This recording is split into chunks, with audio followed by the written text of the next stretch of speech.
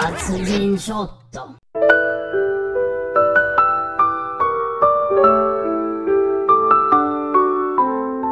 Le 30 septembre 1803, sous un ciel maussade et chargé d'humidité, Mihara Koki vint au monde dans la ville portuaire de Yonago, province de Hoki.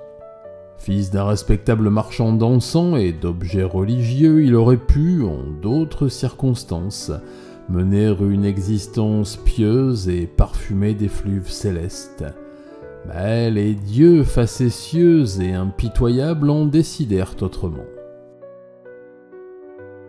Dès son plus jeune âge, la vie lui apprit la dureté du monde avec une brutalité qui n'aurait pas déplu à un moine zen en pleine méditation sur la vacuité de l'existence. Sa mère fut embrochée comme un daim lors d'un conflit entre clans rivaux. Son père, jugé suffisamment important pour mériter un destin moins expéditif, fut capturé et expédié dans quelques mines de charbon dont il ne ressortirait jamais. C'est ainsi que Koki se retrouva livré aux soins de ses sœurs, lesquelles, bien qu'animées des meilleures intentions, n'avaient ni la patience ni l'autorité nécessaires pour canaliser un garçon aussi fougueux qu'un cheval sauvage. Il grandira donc en oscillant entre une affection maladroite et une discipline approximative, trouvant dans les ruelles de Yonago une école plus formatrice que n'importe quel temple. À 14 ans, la maison familiale, désormais dirigée par l'aîné de ses sœurs, prit une décision qui relevait à la fois du bon sens et de la nécessité, le placer comme ouvrier agricole chez un fermier de la région. Ce dernier, doté d'un sens de l'hospitalité aussi développé que celui d'un samouraï devant un criminel de bas étage, considérait ses employés comme une ressource aussi remplaçable que le bois de chauffage. Koki y passa une année éprouvante, subissant la dureté du travail et la cruauté méthodique de ses employeurs. Mais ce fut une simple faute qui fit basculer son existence. Un matin de 1818, alors qu'il maniait une faux avec l'adresse relative de son inexpérience, le manche se brisa, net. La fermière, femme de poigne et d'une pédagogie toute rurale et rudimentaire, appliqua la méthode locale de correction, une volée de coups administrée avec l'enthousiasme d'une prêtresse frappant un tambour taiko. Ce fut l'étincelle qui mit le feu aux poudres. Blessé dans son orgueil, Koki ruminait sa rancune comme un bœuf mastiquant du foin rance. Lorsque le soir vint, il découvrit une jarre d'alcool de riz entreposée dans l'arrière-cuisine. L'évidence s'imposa à lui avec la clarté d'un oracle divin. Une fois ivre-mort, il retrouva la fermière et, dans un accès de rage aussi incontrôlé que prémédité, s'empara du fer brisé de la faux et l'abattit sur son crâne. Le silence qui s'ensuivit ne fut rompu que par le crépitement des flammes. Koki venait d'incendier la ferme avant de prendre la fuite, emportant avec lui quelques vêtements, un couteau et un peu d'argent. Durant un an, il survécut dans la forêt, se nourrissant de ce qu'il pouvait voler ou chasser. Peu à peu, il développa un talent pour les actes répréhensibles, s'attaquant aux fermiers isolés et détroussant les voyageurs avec l'aisance d'un renard dans un poulailler.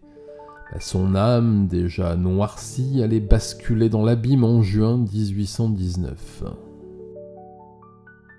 Un matin, il croisa une fillette de 13 ans qui se rendait à l'école du village voisin. Un esprit malade, un instant d'égarement ou la certitude que le monde lui appartenait, quoi qu'il en soit, il l'entraîna dans un sous-bois abusant d'elle avant de l'égorger.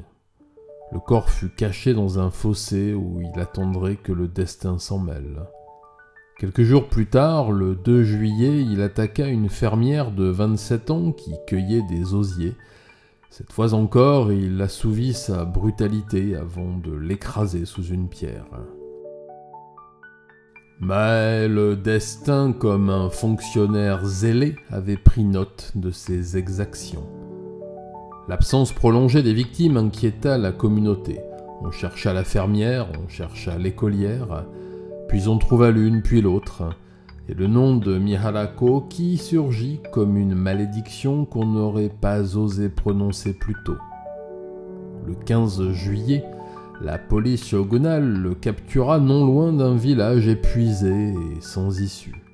Face aux autorités, il avoua tout, peut-être soulagé de la fin imminente qui s'annonçait. Le jugement fut aussi expéditif que la lame d'une hache sur le cou d'un parjure. Pour viol et meurtre, il était destiné au châtiment réservé aux monstres de son espèce, l'ébouillantage. Avant l'exécution, il fut exposé sur un pilori pendant 5 jours, battu et humilié par les passants. Certains lui jetèrent des pierres, d'autres se contentèrent de cracher à ses pieds ou sur sa figure.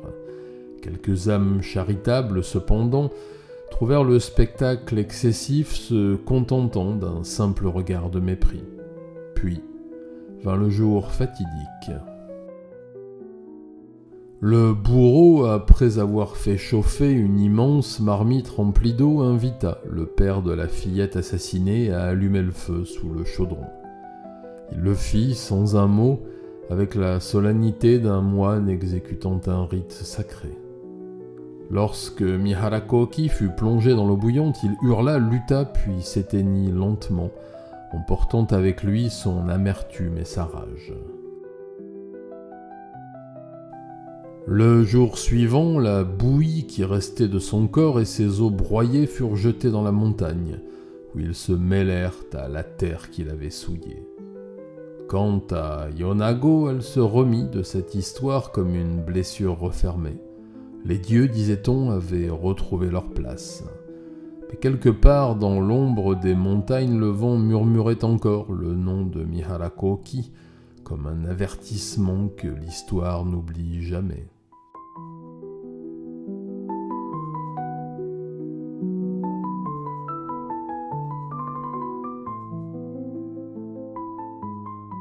Voilà, j'espère que cette courte histoire vous aura plu et appris quelque chose sur ce pays qui, quoi qu'il en soit, fut longtemps le mien.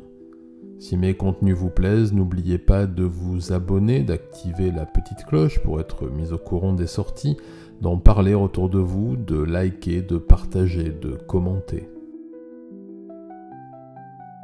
Voilà, je vous laisse, d'autres histoires oubliées m'attendent, alors à très bientôt. Matane.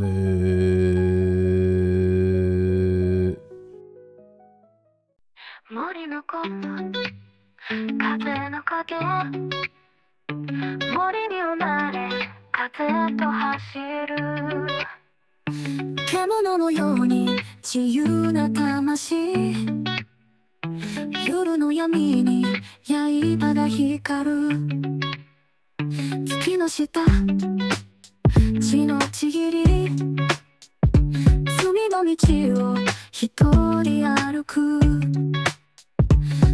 たい刃涙を知らず影となりて名を捨てる最後の朝鐘が鳴る鎖の音が夢を咲く処刑台に日が昇れば風もなく森の子よ森の子風の影森に生まれ風と走る獣のように自由な魂夜の闇に刃が光る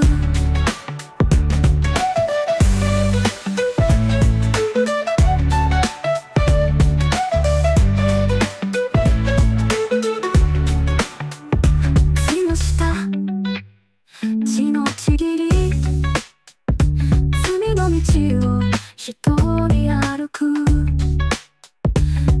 たい刃涙を知らず影となりて名を捨てる最後の朝鐘が鳴る鎖の音が夢を咲く処刑台に日が昇れば風もなく森の子よ森の子風の影と走る獣のように自由な魂夜の闇に刃が光る燃えぬ子風の影森に生まれ風と走る獣のように自由な魂夜の闇に刃が光る二人の子風の影森に生まれ風と走る